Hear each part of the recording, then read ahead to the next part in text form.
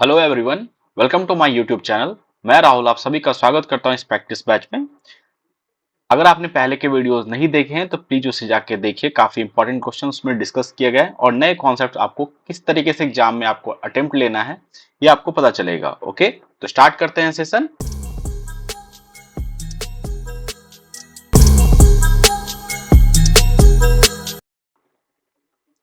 First question है, if x equal to alpha and y equal to beta is the solution of the pair of equation mx plus ny equal to m square and nx plus my equal to n square where m equal to n, then what is the value of alpha minus beta. Okay, देखिए x का value alpha है और y का value beta है। जब इसको put करेंगे तो ये सॉल्यूशन देगा। सॉल्यूशन कहने का मतलब जब ये इसको आप पुट करेंगे तो ये सेटिस्फाई करेगा। मींस आप x और y के जगह पे ये वैल्यू अगर रखते हैं तो ये सेटिस्फाई कर जाएगा। मींस तो अगर मैं यहाँ पे first equation mx plus n y equal to m square है, अगर हम लोग यहाँ पे x के जगह पे अल्फा प्लस y के जगह पे बीटा अगर रखते हैं तो ये हमारा एम स्क्वायर होगा। ये हमारा फर्स्ट इक्वेशन हो गया एक तरह से। अब देखिए सेकेंड इक्वेशन में भी ये अप्लाई होता है। एक बात आपको ध्यान रखना है कि m और n जो है इक्वल नहीं है। ठीक है, यहाँ पे इक्वल टू दिया हुआ था, इसको आप करेक्ट कर लेंगे। m equal not equal to n है। ओके, सेकेंड इक्वेशन हमारे पास nx plus m y equal to n square.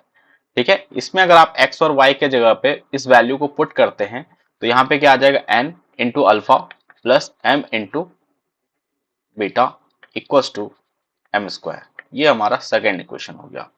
अगर आप ध्यान से देखिए, आपको चाहिए अल्फा माइनस बीटा, तो अल्फा माइनस बीटा कैसे आ सकता है। देखिए एम एक्स है यहाँ पे एन, सॉरी एम अल्फा है एंड यहाँ पे एन अल्फा है। अगर आप पहले इक्वेशन से माइनस करते दूसरे इक्वेशन को तो क्या होगा आपका, m alpha minus n alpha plus n beta minus m beta equals to ये एन स्क्वायर है। आप एक मिनट,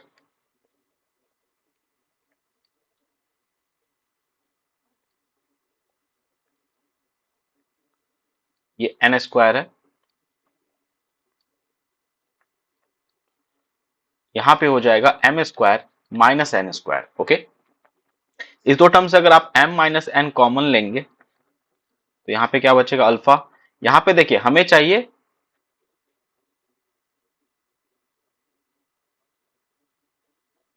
अगर यहाँ पे आप 20 बीटा कॉमन ले लेते हैं तो क्या हो जाएगा, n माइनस एम हो जाएगा। Okay, equal to m square minus n square. मैं एक बार फिर से रिपीट कर रहा हूँ। हमने फर्स्ट दो टर्म से क्या किया, अल्फा कॉमन लिया तो m माइनस एन आ गया। सेकेंड दो टर्म से, लास्ट के दो टर्म से यहाँ पे हमने बीटा कॉमन ले लिया तो n minus m equal to m square minus n square हो गया है। ये क्लियर है। अब देखिए अगर आप यहाँ पे m माइनस एन कॉमन लेते हैं, m माइनस एन अगर आप कॉमन लेते हो क्या बचेगा आपके पास, यहां से देखिए अल्फा आ जाएगा एंड यहाँ हमारे पास n माइनस एम था तो यहाँ पे हमें क्या लेना पड़ेगा, माइनस बीटा। ठीक है, यहाँ पे हमें क्या लेना पड़ेगा, माइनस बीटा लेना पड़ेगा। ओके, ये हो गया आपका इक्वल है m square minus n square. और a square minus b square को पता है क्या होता है, a minus b into a plus b. तो यहाँ पे हम लोग इसी का यूज करेंगे। तो यहां से हम लोग कह सकते हैं m minus n into alpha minus beta equals to m plus n into m minus n. ठीक है, तो m माइनस एन से आप m माइनस एन कैंसिल करेंगे और अल्फा माइनस बीटा का वैल्यू आएगा m प्लस एन के इक्वल। ये क्लियर है। तो ये इस क्वेश्चन का आंसर हो जाएगा। देखिए अगर इस क्वेश्चन में ये पूछा जाता कि अल्फा प्लस बीटा बताइए तो हम लोग क्या करते हैं, अल्फा प्लस बीटा में तो आपको पहले ये दोनों इक्वेशन को क्या करना था, यहाँ पे ऐड करना था। आप ऐड करते तो वहां से हमारे पास फिर अल्फा प्लस बीटा का वैल्यू आ जाता। ये क्लियर हो गया। तो ये क्वेश्चन हमारा सॉल्व हो चुका है। मूव करते हैं सेकंड क्वेश्चन पे। देखिए a tin of oil was 7/10 full when 15 bottle of oil was taken out and 9 bottles of oil was poured into it. It was 5/8 full. How many bottles of oil can the tin can contain? देखिए हमें ये पता नहीं है कि एक tank जो है या ऑयल का जो टंकी है उसमें कितना है फुल अप, ये क्वांटिटी नहीं पता। बट ये कहा गया है कि ये 7/10 फुल है और इसमें से 15 बोतल का ऑयल निकाला जाता है और 9 बोतल ऑयल फिर से वापस से पुट कर दिया जाता है। तो 5/8 ये फुल हो जाता है टंकी, ठीक है। तो बताना है कि how many bottles of oil can the tin contains, ठीक है। देखिए मान लेते हैं, इसके यूनिट में कुछ भी आप एज्यूम कर सकते हैं। तो देखिए पहले इनिशियली कितना, ये 7/10 फिलअप है, ठीक है, एंड फाइनल में ये कितना फिलअप है, 5/8। तो आप कुछ ऐसा वैल्यू एज्यूम कीजिए जो 10 और 8 से डिवाइड हो। इससे क्या होगा कि आपका कैलकुलेशन आसान होगा। तो मैं यहाँ पे 10 और 8 का एलसीएम ले लेता हूँ, 40 एज्यूम कर लेता हूँ कि ये 40 यूनिट का आपका 10 है, ठीक है। तो अगर आप इसका 7/10 वैल्यू निकालेंगे तो ये कितना हो जाएगा आपका 28 के इक्वल होगा। एंड यहाँ पे अगर आप निकालेंगे तो ये कितना हो जाएगा 25 के इक्वल होगा, ठीक है। मीन्स पहले अगर 28 यूनिट था तो अब कितना हो जाएगा, ये जो भी उन्होंने कंडीशन चेंज किया है उसका 25 बचेगा, ठीक है। अब देखिए यहाँ पे गिवन है कि आपने पहले इसमें से 15 बोतल निकाला, फिर आपने 9 बोतल इसमें ऐड कर दिया, ठीक है। तो चेंज कितने का हो रहा है यहाँ पे, टोटल 3 यूनिट का। 28 से आप 25 कर रहे हैं, 3 यूनिट का चेंज कर रहे हैं, ठीक है। और यहाँ पे देखिए 15 बोतल और 9 बोतल, इन दोनों में चेंज कितने का हो रहा है, तो 6 बोतल का, 6 बोतल की कमी हो रही है, 6 बोतल की कमी हो रही है। तो आप कहेंगे यहाँ पे 3 यूनिट जो है वो 6 बोतल के बराबर है। तो यहां से हम लोग पूछा क्या गया, how many bottles of oil can tin contain. तो 40 यूनिट का वैल्यू पूछा गया है। तो 40 यूनिट का वैल्यू क्या हो जाएगा, 6/3 इंटू 40, ठीक है। तो ये हो गया आपका 80 के बराबर। देखिए इस क्वेश्चन को लेने का पर्पस ये है कि आप इस तरह के मेथड को समझिए कि कितना आप इजीली कैलकुलेट कर सकते हैं एग्जाम में, क्योंकि आपको एग्जाम में इस तरीके से सॉल्व करना है कि आपका दिमाग उस चीज में एग्जॉस्ट कम हो। आप अगर कैलकुलेशन ज्यादा करेंगे, लेंदी मेथड अपनाएंगे, तो आपका दिमाग क्या एग्जॉस्ट होगा, तो आप जो भी हार्ड क्वेश्चन होंगे उसमें आप सोच नहीं पाएंगे वहां पे, ठीक है। तो इस तरीके से इस क्वेश्चन को अप्रोच लेंगे। ओके, तो मूव करते हैं नेक्स्ट क्वेश्चन पे। When a ball bounces, it rises to 2/8 of the height from which it falls. If the ball is dropped from a height of 56, how high will it rise at the third bounce? Okay, इस question को समझते हैं, ठीक है। मान लीजिए यहाँ पे बॉल है आपका और ये आपका सरफेस है, ठीक है। इस हाइट से इसे फेंका गया, नीचे गिराया गया, ठीक है। और ये वापस से बॉल जंप कर सकता है। तो अगले स्टेप में क्या हुआ, यहां तक ये बॉल पहुंचा है, ठीक है। फिर वापस ये अर्थ पे आएगा, सरफेस पे आएगा, फिर ये उसके बाद कुछ यहां तक जंप लिया, नेक्स्ट स्टेप में ये यहां तक जंप लिया, ठीक है।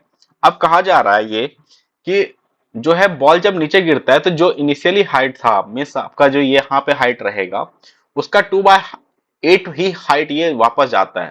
मीन्स अगले स्टेप में जो हाइट आएगा उसका 2/8 आपको लेना है, ठीक है। ये क्लियर हो गया। तो यहाँ पे देखिए ये गिवन आपको हाइट जो है ये 56 मीटर से फेंका गया है। तो अगले स्टेप में यहाँ पे ये कितना हाइट तक जाएगा, 56 इंटू 2/8। तो ये कितना हो जाएगा आपका 14 के बराबर।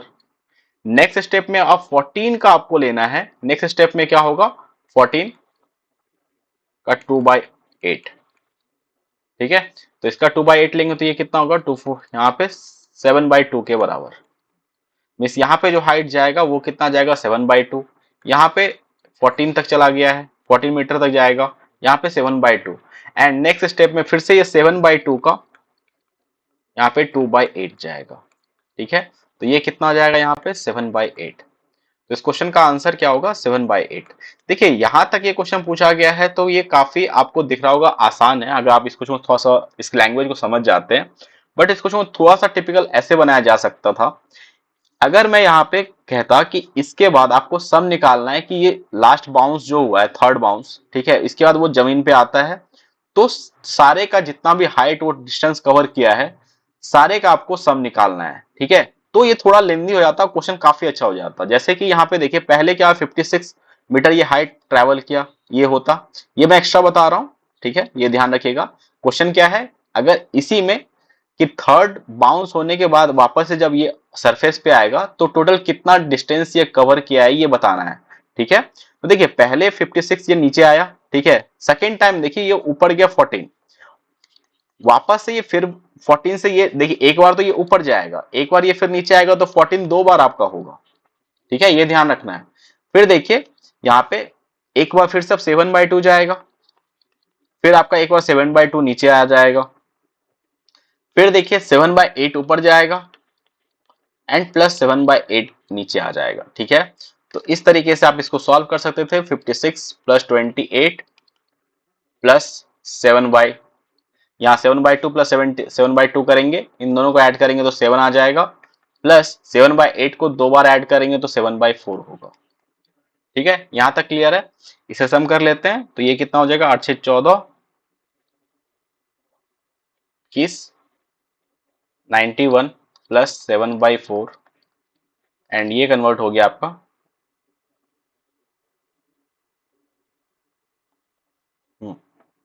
ये 1:3/4 में कन्वर्ट होगा प्लस 91, तो ये कितना हो जाएगा 92 3:4। ठीक है, तो ये आपका आंसर होगा।